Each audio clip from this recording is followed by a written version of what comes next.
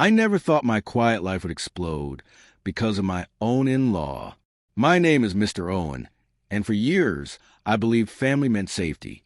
But the day my wife's older brother, Gerald, walked into our home with a fake smile and an envelope in his hand, everything changed. He cleared his throat like he enjoyed the attention.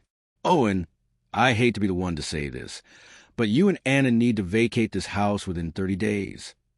At first, I laughed. I honestly thought it was a joke. "Gerald, come on. This house belongs to Anna and me. We've lived here for 8 years. But his smile stretched wider. "Actually, the house is still tied to the family estate. I'm the new executor, and I need to liquidate assets. Starting with this one." My chest tightened. "Liquidate? Why?" His eyes gleamed, sharp and greedy. "A special family vacation. A long one. Somewhere expensive." That was the moment I realized he was serious. My stomach dropped. Anna walked into the living room just as Gerald tossed the eviction letter on the table. Her face turned pale. "You want to sell our house?" she whispered. Gerald shrugged. "Nothing personal. Just business." But I saw it. This wasn't business. This was spite.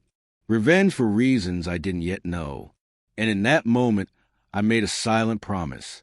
He had just started a war he wasn't ready for. That night, sleep refused to visit me. I kept replaying Gerald's smirk, the way he tossed a letter as if our life meant nothing. Anna lay beside me, trembling silently. I could tell she didn't want me to hear her cry, but I did, every broken breath. "We can't lose our home, Owen," she whispered. "We won't," I said, "but I need you to trust me." I wasn't always a simple family man. Before settling down, I worked in property insurance investigations. I knew real estate laws like the back of my hand. I knew how people use loopholes and how they destroyed themselves by misusing them. Gerald had just walked onto a battlefield without knowing I had the map, the armor, and the traps. The next morning, I started digging. First, I checked the estate documents Gerald claimed to control. I found nothing proving he had the legal right to evict us. In fact, the property transfer to Anna was completed legally years ago, signed, stamped, and registered. So why was Gerald so confident? That question bothered me more than the eviction letter itself. Then, just after noon, Anna's phone buzzed. It was a message from Gerald. "Make sure Owen doesn't get in my way. I'll handle him if I have to." Handle me? A chill ran through my spine, not from fear, but from the thrill of the game. He had no idea who he was threatening, and he had no idea how prepared I was to fight. Gerald's boldness didn't come from luck. Something was backing him. Something he thought gave him complete control. I needed to know what it was. So I went to the county records office. After years of investigations, I knew exactly what to ask for without raising suspicion. The clerk pulled up files for me. While skimming them, a pattern jumped out. Several documents had recently been accessed under Gerald's name, all within the last 2 weeks. What was he planning this far back? As I flipped through the timestamps, my eyes froze on one entry. It was a deed to our house, requested at 3:14 p.m. last Friday. At that exact time, Gerald had been at a family barbecue, showing off his new watch and bragging about big money coming soon. So he wasn't the one who accessed the document. Someone else had used his name. I quickly printed copies of everything and hurried home. When I returned, Anna looked shaken. "Owen, something's wrong. Gerald came earlier while you were gone. He said if we fight him, he'll make it ugly." I sat beside her. "Then we stick together and stay smart, because I think he's mixed up in something illegal." Her eyes widened. "Illegal?" "Someone forged his access at the courthouse. And if they forged that, they might be forging more." Right then, our neighbor Mrs. Collins knocked. She whispered urgently, "I think you two should see this. Gerald was in my yard last night, taking photos of your house in the dark. A villain taking pictures at night was never a good sign. This was bigger, much bigger than an eviction." I followed Mrs. Collins to her porch, where she handed me a small USB drive. "My security camera caught everything," she said. "I didn't know if it mattered, but now you should have it." Back inside, I plugged it into my laptop. The footage loaded, grainy, but clear enough to recognize Gerald pacing around our property. But he wasn't alone. A second figure hovered near him, shorter, wearing a hoodie, darting around the windows like they were measuring distances. Gerald pointed at the side of our house, then spoke into his phone. The second figure nodded and took more photos. Anna clutched my arm. Why would he need pictures at night? Because whatever he's doing, it's not legal. I said slowly. I took a deep breath. The old investigator part of me, the one I thought I had buried, awoke fully. That night, I made calls. Quiet calls. Calls to old contacts who owe me favors. One of them, a county clerk assistant, whispered something alarming through the phone. "Owen, there's talk that your house deed was flagged. Someone's trying to file a claim that it was wrongfully transferred. And they're naming you as the one who manipulated it." I froze. Me? Yes. But listen, I checked the handwriting on the claim myself. It's not yours. Not even close. Gerald wasn't just trying to evict us. He was setting me up, and if he succeeded, I wouldn't just lose the house. I could lose my freedom. I spent hours that night piecing everything together. Gerald didn't have the legal power to evict us, but he did have a plan to make it look like we obtained the house through fraud. If he succeeded, the house would return to the family estate, where he was now executor. He wanted the house for money. He wanted money for his vacation. And he wanted me out of the way. But why the rush? Why the desperation? At 2 a.m., the final piece dropped into place. My contact from earlier called again. "Oh, and I looked deeper. Gerald is drowning in debt. Big debt. Debt he can't explain on paper. Loan sharks." I asked. A pause. Something close. People who don't take no for an answer.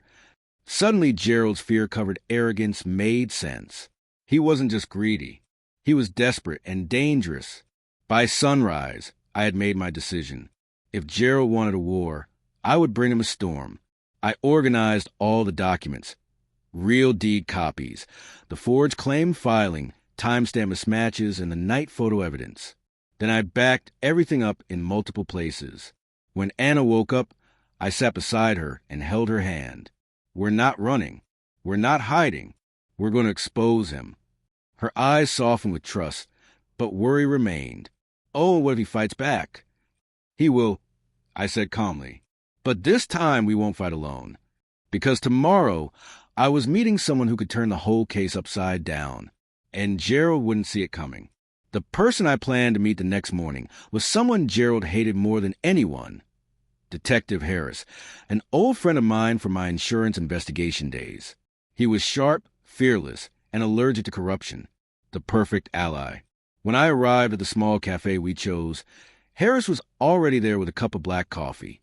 He looked up and raised an eyebrow. "You don't call me unless trouble is breathing down your neck," he said. "It's worse than that," I replied, handing him the folder of forged documents. "My in-law is trying to steal my house and frame me." He flipped through the papers slowly, his serious face growing darker by the second. When he reached a forged claim, he whistled. "This is sloppy work. Owen, they didn't even match the ink density. Whoever forged this wasn't professional. So it wasn't some criminal forger?" I asked. "No," he said firmly. "This was rushed. Someone panicked." That confirmed Gerald's desperation. I showed him the night photos next. He zoomed in on the man in the hoodie. "I've seen this kid before," he said. "Name's Toby. Petty thief. Works small jobs for people who want quick favors. Mostly illegal favors."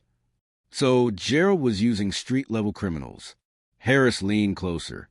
"Owen, if your in-law is using forged documents and hiring thieves, he's on a path straight to jail. But you need airtight proof before I can step in." "I'll get it," I said. "Whatever it takes." Harris nodded once. "Then be careful. People crumble fast when cornered." Gerald was already crumbling. I could feel it. The moment I stepped back into my house, Anna ran toward me. "Owen, Gerald was here again. He didn't knock. He just walked around the yard like he owned it." My jaw tightened. "Did he say anything?" She nodded shakily. "He said, 'Tell Owen he's running out of time.'" "Owen, His voice sounded different. Angry. Scared. That fear was good. It meant the pressure was working. Still, I didn't want Anna caught in the crossfire. So I spent the afternoon doing something Gerald didn't expect. Locking down every piece of evidence he might try to destroy. I uploaded everything to 3 cloud drives, saved copies on 2 flash drives, and placed one in a fireproof box. Then I called a trusted lawyer, Mr. Colton, and explained the situation. When I finished, he exhaled sharply. If he's filing false claims, that's fraud. If he's using thieves, that's conspiracy. And if he tries to sell property he doesn't own, that's a felony. Exactly why I need your help, I said. Colton agreed to begin the legal counterstrike quietly, but that night the real twist came. At 11:53 p.m., a message appeared on my phone from an unknown number. He's planning something. You need to check the basement before tomorrow. No name, no explanation. My heart thudded. Who sent it? How did they know about Gerald? And why the basement? I grabbed a flashlight. If Gerald had taken this fight underground, literally, things were much worse than I imagined. I crept down the basement stairs, each step creaking softly. The air felt colder than usual, as if something waited in the dark. My flashlight cut a narrow path across the floor. Nothing seemed out of place. But when I turned toward the back wall, my heart jumped. There, right beside the old tool shelf, was a fresh footprint in a patch of dust. Not mine, not Anna's.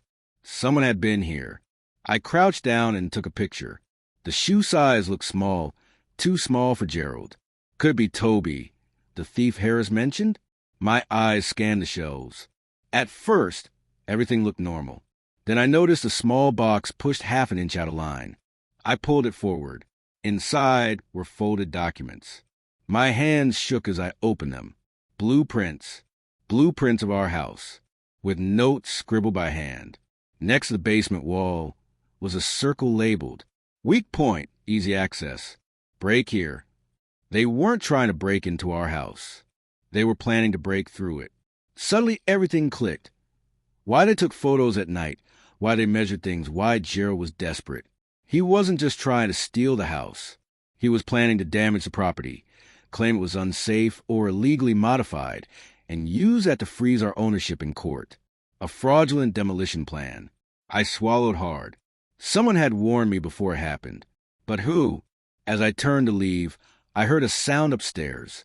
A soft, careful click. The sound of a door closing.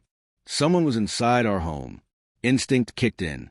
I turned off my flashlight and went still. I listened. Slow breaths, slow heartbeat, trying not to make a sound. Another soft creak came from above. Then footsteps. Slow, careful. Someone who didn't want to be noticed. Someone who thought we were asleep.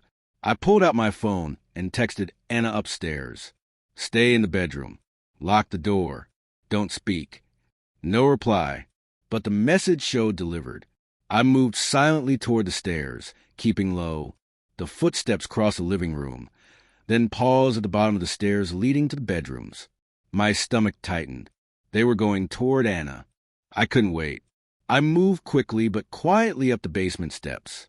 At the top, I peered through the crack. The intruder's back was to me, thin, wearing a hoodie. Toby. He held a small crowbar in his right hand.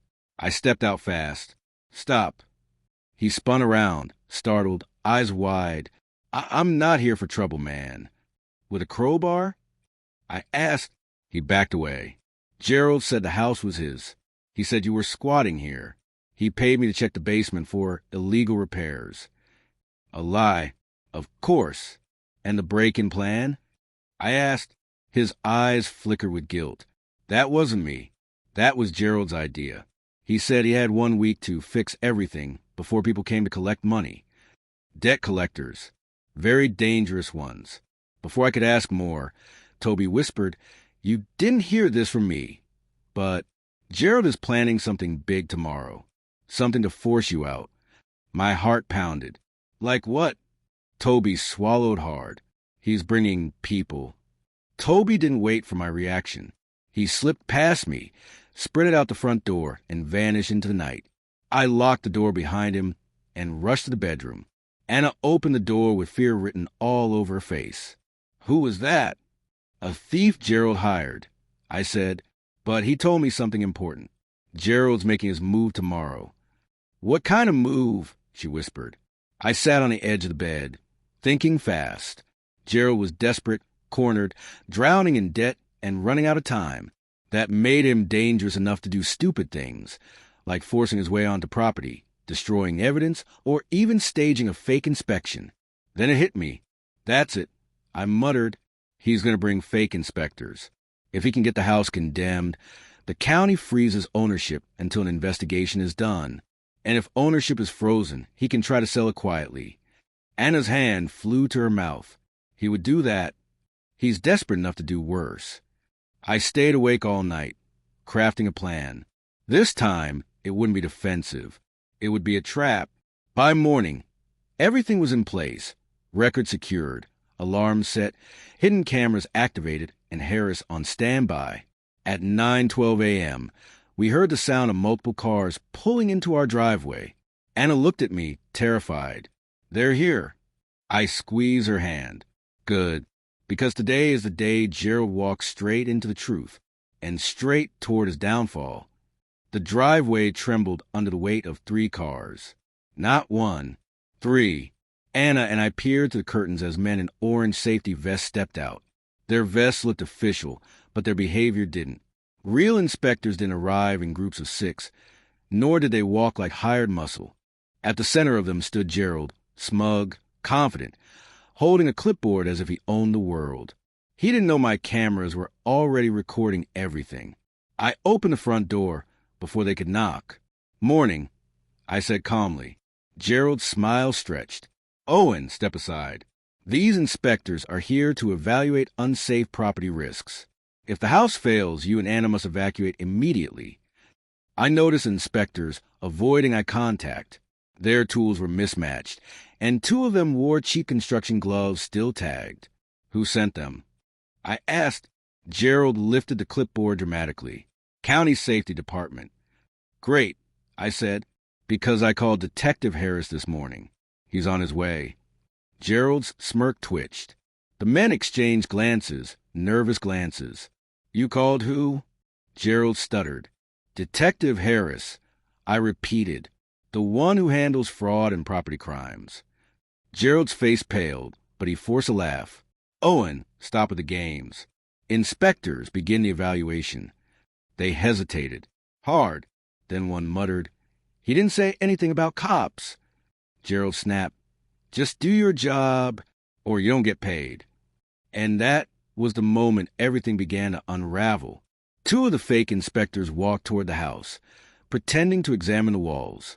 But before they got halfway across the yard, a familiar engine roared down the street. Detective Harris stepped out of his unmarked car with a folder under one arm and confidence dripping from every step. Gerald froze. Harris flashed a quick smile at me. "Morning, Owen. I see the carnival arrived early." One of the inspectors panicked and whispered loudly, "He's a cop?" "You didn't say anything about a cop." "I told you to keep quiet." Gerald hissed. Harris approached slowly. "Gentlemen, could I see your county badges?" The men looked at each other, then at Gerald. Gerald's jaw tightened as he tried to stand firm. "They don't need badges," he snapped. "I hired them because the county is slow. They're private inspectors." Harris raised an eyebrow. "Private inspectors hired to condemn illegal residents? That's interesting." "And illegal." The men shifted uncomfortably. One finally broke. "Look, man, we were just told to say the foundation was cracked. We didn't know it was a crime." Gerald's face twisted. "Shut up." But it was too late.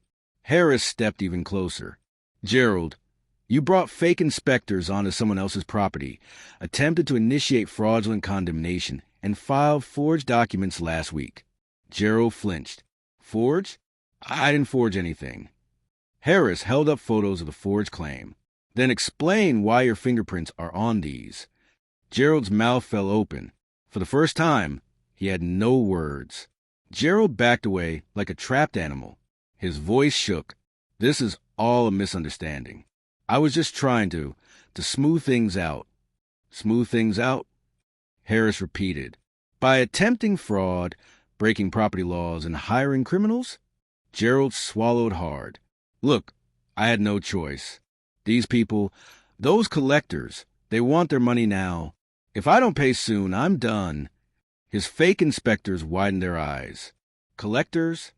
I stepped forward. So that's what this is really about. You wanted to sell our house fast to pay your debts. Gerald grabbed fistfuls of his hair. I didn't mean for it to get this far. I just needed time. Harris exhaled slowly, as if the stupidity genuinely pained him. You didn't need time, Gerald. You needed honesty. And a lawyer.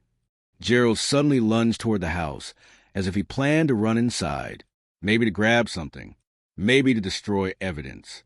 I moved in front of him. He stopped inches from me, breath shaking. Owen, please. Help me. We're family. Family? A man who tried to evict us. Frame me. Tear down our house and threaten Anna? You stopped being family the day you tried to destroy our life. I said quietly. Gerald's eyes darkened, and he made the worst decision yet. He swung at me, but Harris was faster. In seconds, Gerald was pinned to the ground with handcuffs clicking around his wrists. It was over, or so I thought, as the fake inspectors scattered, trying to pretend they had no idea what was happening. Harris escorted Gerald to his car, but before he ducked inside, Gerald shouted at me from the back seat window. This isn't over. Owen, you think you've won? You don't know who these people are. They'll come after you next. They'll... The door slammed shut, cutting him off. Anna rushed out and clung to me. Her hands were shaking, but her eyes were bright with relief. Is it really over? For now, I said. But we still need to clean up the mess he made. Harris returned with a small smile. Good news. Everything he did today was caught on your cameras. The 4 documents matched the handwriting samples. And with the hired criminals admitting they were paid, the case is solid. What happens to him now? Anna asked. He'll face charges for fraud, attempted property theft, and conspiracy. He'll be locked up for a while. A weight lifted off my shoulders. Not joy, not victory, just relief. But Harris wasn't done. One more thing, Owen, when Gerald panicked. He mentioned someone else being involved. Someone dangerous. If they contact you, call me before you respond. Don't try to handle it alone. I nodded. I won't. But that night, the real surprise came. A quiet knock sounded at our door at 10:43 p.m. I opened it carefully, and standing there was Toby. Again. And this time, he wasn't running or hiding. He came with a confession. Toby looked smaller than before, nervous, tired, and scared. He kept glancing over his shoulder as if someone followed him. Can I come in? He whispered. Anna hesitated, but I nodded and let him inside. He stood awkwardly in our living room, twisting his hoodie strings around his fingers. I didn't know things would go this far, he said. Gerald said it was just a job. Quick cash. But when he freaked out today, he blamed everything on me, said the cops would come after me next. He'd drag you into his mess, I said. Toby nodded miserably. Yeah, but that's not why I'm here. He took a breath. The people Gerald owes money to, they're real bad. And they're angry he got arrested. They think you, he pointed at me nervously, ruined their chance of getting paid. Anna gasped softly. I stayed calm. What do they want? They told Gerald last week that if he didn't pay, they'd collect value another way. He said he'd find a house to sell. Fast. When you stopped him, Toby bit his lip. They decided to come after you. Anna squeezed my hand. Do you know their names? I asked. Toby shook his head. They don't use names. But they said they're coming tomorrow night. Tomorrow night. A chill cut through me. Gerald may have fallen, but the real villains were still coming. And this time, it wouldn't just be about paperwork. Toby's warning stayed with me long after he left. I watched him disappear into the night, shoulders hunched, fear pushing him forward as if shadows chase him. Anna locked the door the moment he was gone. Owen, what are we going to do? These people sound dangerous. I held her close. We don't panic. We plan. For the next hour, I paced the living room, thinking through every angle. Criminals didn't move without purpose. If they planned to come tomorrow night, they needed something from us: money, leverage, fear. But what if we turned that against them? Anna, I said suddenly, we need to set another trap. She blinked. For criminals? Owen, I know what I'm doing. I didn't raise my voice. I just spoke firmly, calmly, the way I used to during high-stakes investigations. I called Harris first. He didn't pick up. He was likely processing Gerald, but I left a message detailing everything. Then I set up new cameras on the porch, hallway, and backyard, this time with audio so nothing could be twisted in court. At midnight, I stepped outside to lock the shed and froze. A note was tucked under a rock near the doorstep. My stomach tightened as I unfolded it. Debt doesn't disappear because you hide behind the law. Tomorrow we collect. Anna saw the look on my face and whispered, "What does it say?" I gave her the note. Her hand shook as she read it, but she didn't fall apart. "Then we fight back," she said quietly. And for the first time, I saw something in her eyes, the same fire burning in mine. Morning arrived heavy, like the sky itself knew what was coming. Anna and I stayed close all day, checking windows, reviewing camera feeds, and keeping our phones fully charged. At noon, Harris finally called back. "I got your message," he said. "Toby's right. Gerald owes money to a group that's been on our radar for months. We didn't have enough evidence to act, but now that they're threatening you, this could break the case. So you'll be here tonight?" I asked. "Yes, and I'm bringing backup. But you need to do exactly as I say." I listened carefully as he laid out the plan. It was risky but clean, lawful, and if executed right, it would trap the criminals the same way Gerald had trapped himself. When I hung up, Anna looked at me anxiously. "What do we do?" "We act normal," I said. "Eat, sit, watch TV. Don't draw attention."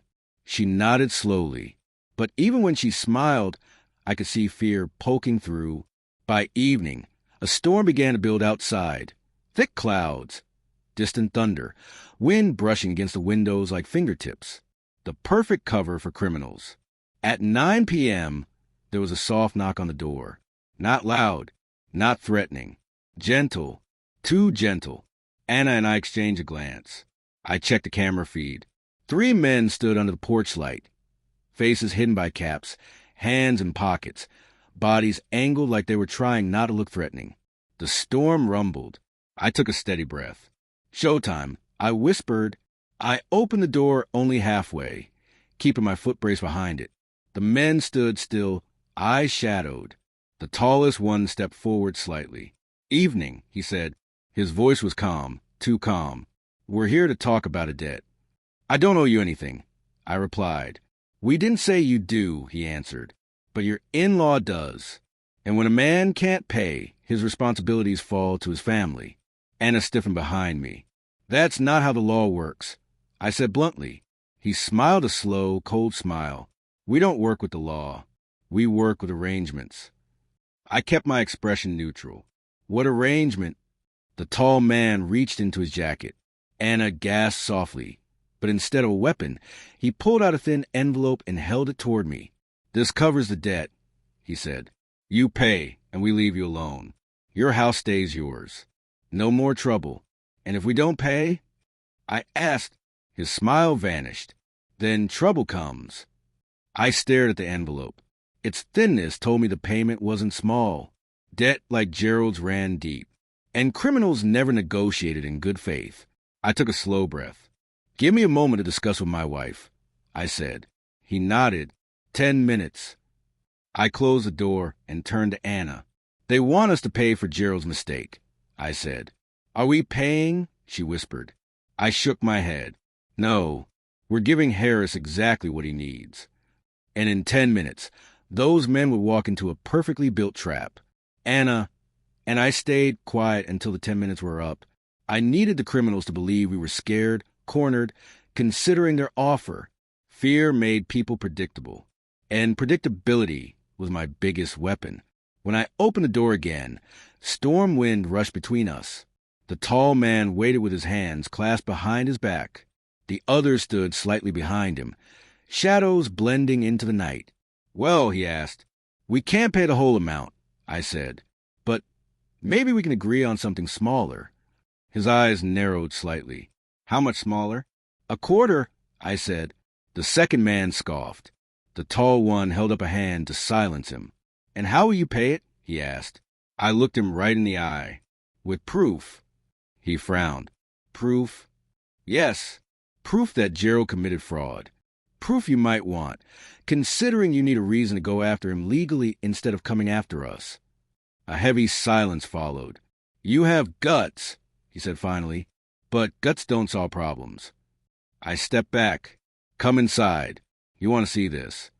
As they entered, they didn't notice the tiny blinking light under the hallway mirror, the one connected to Harris's live feed. They followed me toward the dining table, where I had laid out the forged documents, photos, timestamps, and Gerald's recorded threats. Their expressions shifted from curiosity to interest to shock.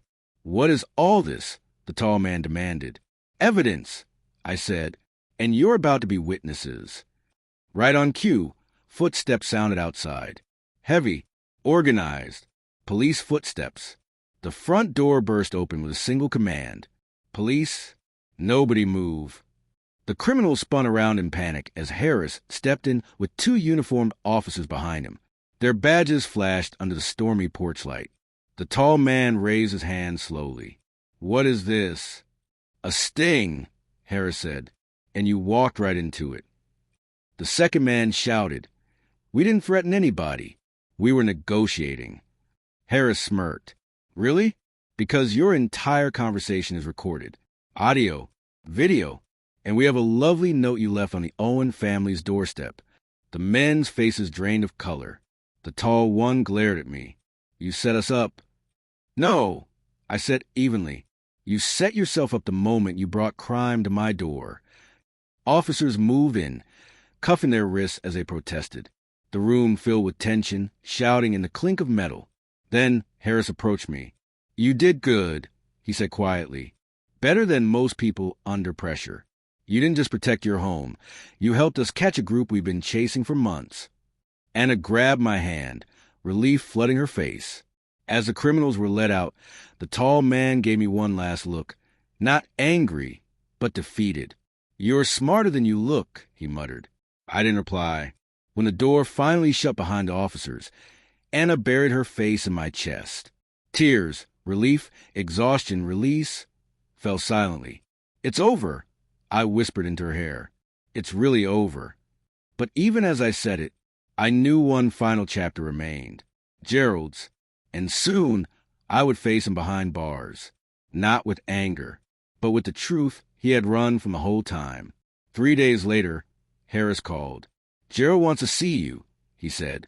"He's been asking nonstop since the arrest." I wasn't surprised. When people like Gerald finally face consequences, they either collapse or cling to the last person they think they can manipulate. "Is it safe?" I asked. "It's a supervised visit." "He can't touch you," Harris assured. Anna squeezed my hand when I told her. "You don't have to go," she whispered. "I know," I said softly, "but this isn't for him. It's for us." Walking into the detention center felt surreal.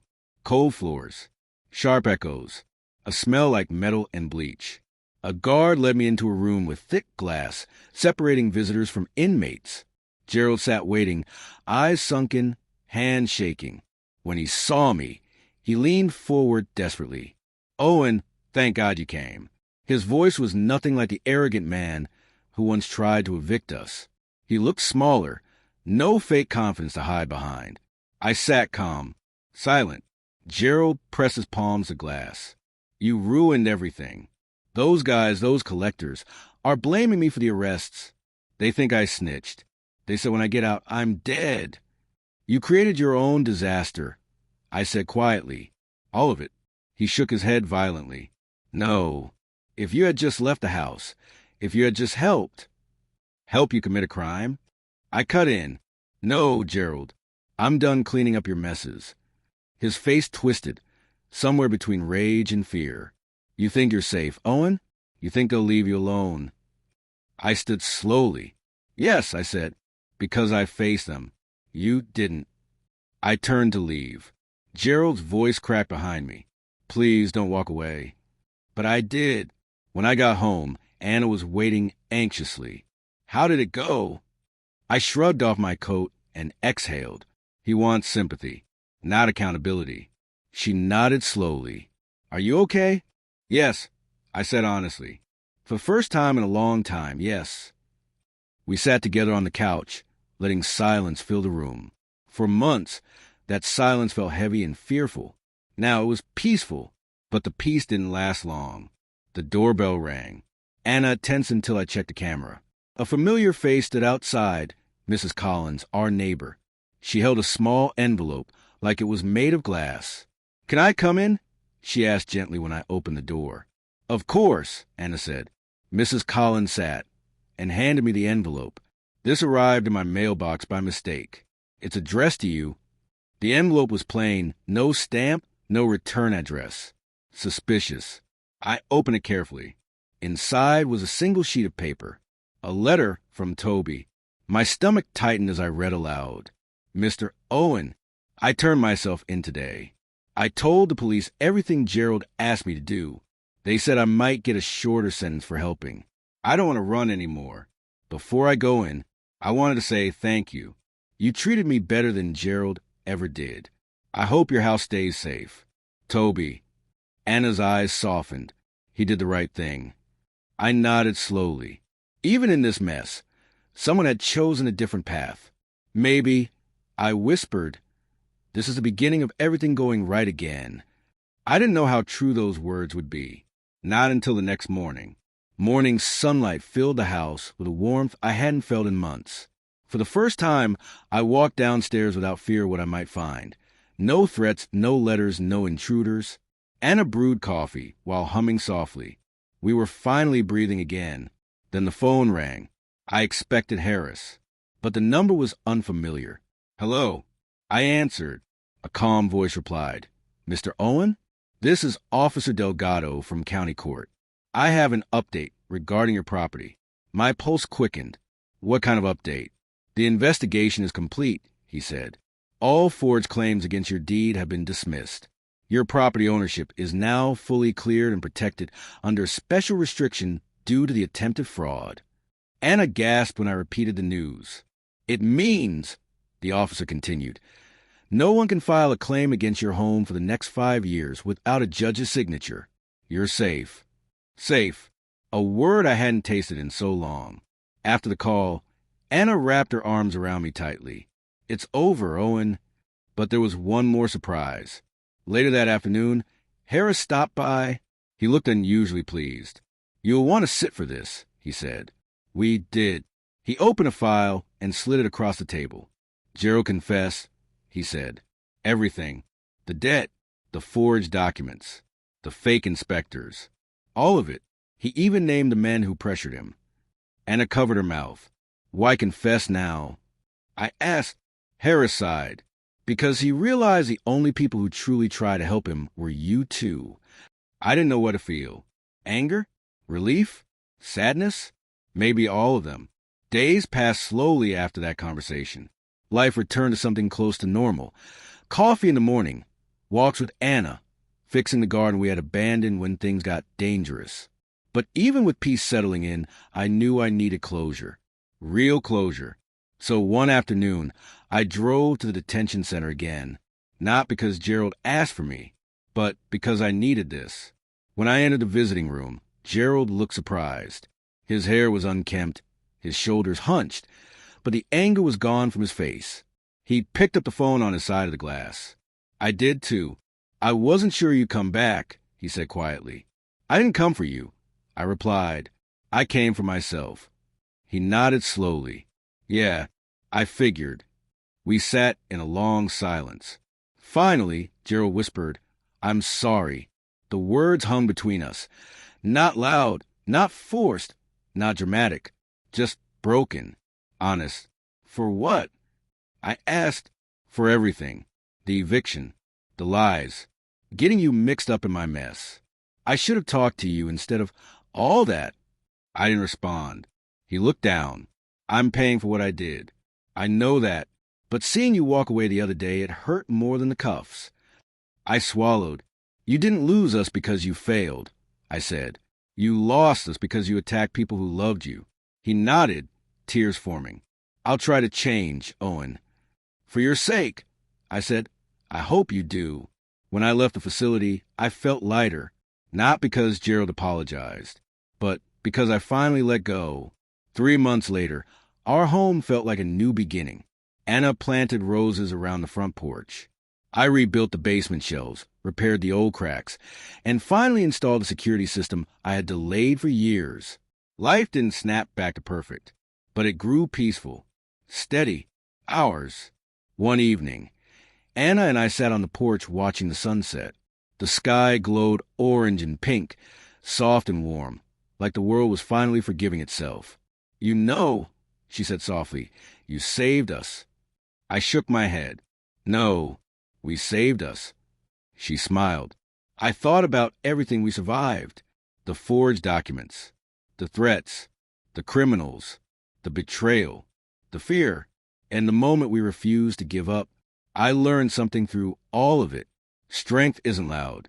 It's steady, quiet, and it grows when you protect what matters.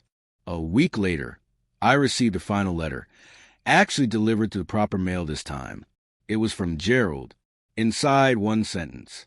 Thank you for not letting me destroy myself completely. I folded the letter and placed it in a drawer, not to keep his memory alive, but to remind myself how far we had climbed. Our home stayed ours. Justice was served, and the man who tried to tear our life apart finally faced the truth. As the sun dipped behind the horizon, I squeezed Anna's hand. We're okay, I said, and for the first time in a long time, we truly were.